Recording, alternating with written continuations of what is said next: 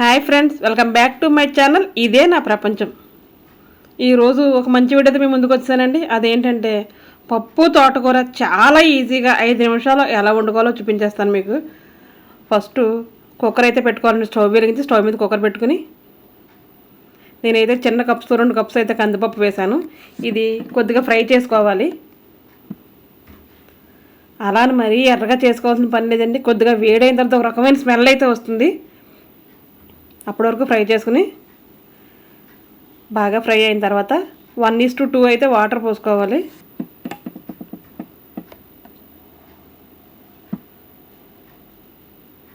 ఇలా వాటర్ పోసుకుని ఒకసారి గరిటతో చక్కగా కలుపుకోవాలి.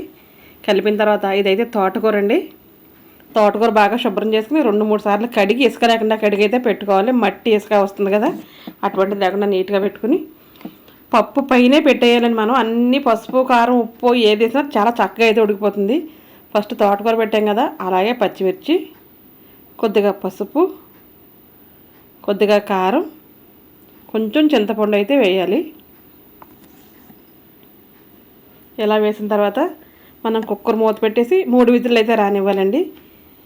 పప్పు ఆకుకూర కారం అన్నీ వేస్తే కనుక పప్పు ఉడకదు అంటారు కదా, పప్పు అడుగుని పెట్టి దానిపైన ఇలా ఆకుకూర పెడితే చక్కగా అయితే అడుగుని పప్పు కూడా మెత్తగా ఉడికిపోతుందండి. ఉప్పు కారం కనుక మనం అడుగు కలిపేస్తే అంత మెత్తగా అయితే 3 విజిల్కి సరిగ్గా ఉడకదు. ఎందుకంటే కారం అదైతే కిందకి దిగదండి. ఇలా 3 విజిల్ అయిపోయి ప్రెషర్ పోయిన తర్వాత ఒకసారి గరిటతో కలుపుకోవాలి. మొత్తం అన్నీ మిక్స్ అయ్యేలాగా. మనం సాల్ట్ అయితే వేయలేదు కదా, ఇప్పుడు రుచికి తగినంత సాల్ట్ అయితే వేసుకోవాలి. నేనైతే కల్లుప్పు వాడుతూ ఉంటానండి కర్రీస్లోకి. ఫ్రైకి అయితే సాల్ట్ వేస్తూ ఉంటాను.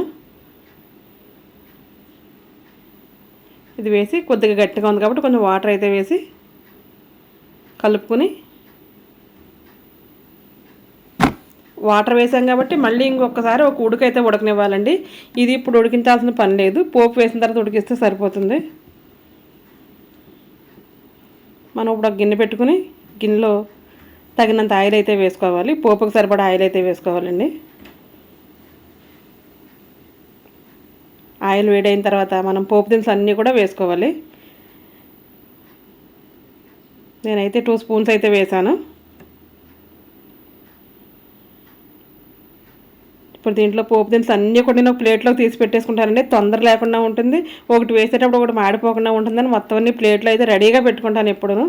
చాలా ఈజీగా అయిపోద్దండి. ఇలా అయితే జీలకర్ర, ఆవాలు, అలాగే ఎండుమిర్చి, కరివేపాకు, వెల్లుల్లి కచ్చా పచ్చా దంచుకోవాలి. చాలా టేస్ట్ అయితే మస్తు ఉంటుందండి అదైతే మాత్రం.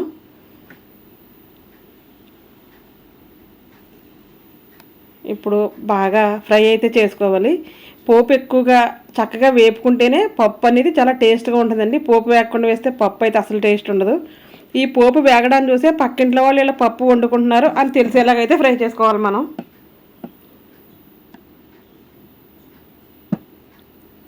చక్కగా ఫ్రై అయితే అయిపోతుంది కదండి. ఈ పప్పుకి మరింత టేస్ట్ ఇవ్వడానికి కొద్దిగా ఇంకో అయితే వేస్తున్నాను నేను. ఈ డబ్బాలు అయితే మనకు మార్కెట్లో దొరుకుతూ ఉంటాయి కదా, కొద్దిగా వేసి ఇంకొకసారి అయితే వేపుకోవాలి. ఇలా వేగిన తర్వాత ఇప్పుడు మనం ఉడికించిన పప్పు అయితే దీంట్లో వేసుకోవాలి.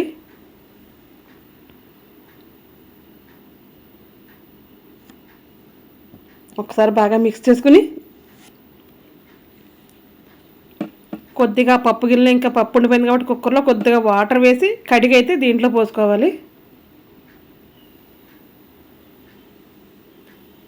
అంతే, పప్పు చేయడం ఫినిష్ అయిపోయిందండి. గుమ్మగుమ్మలాడే తోటకూర పప్పు అయితే రెడీ అయిపోయింది.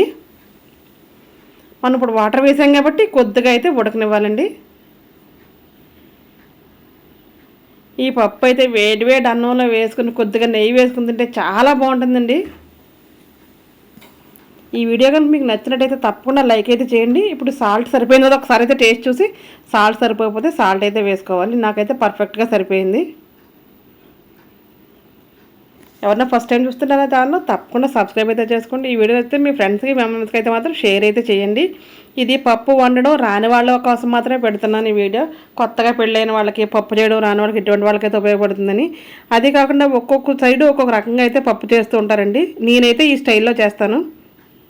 ఈ స్టైల్లో ఒక్కసారి మీరు చేస్తుండండి, మీకైతే తప్పకుండా నచ్చుతుంది. ఈ రోజుకి ఇదేనండి వీడియో. మరొక వీడియో అయితే మళ్ళీ కలుద్దాం. అప్పటివరకు thanks for watching my channel.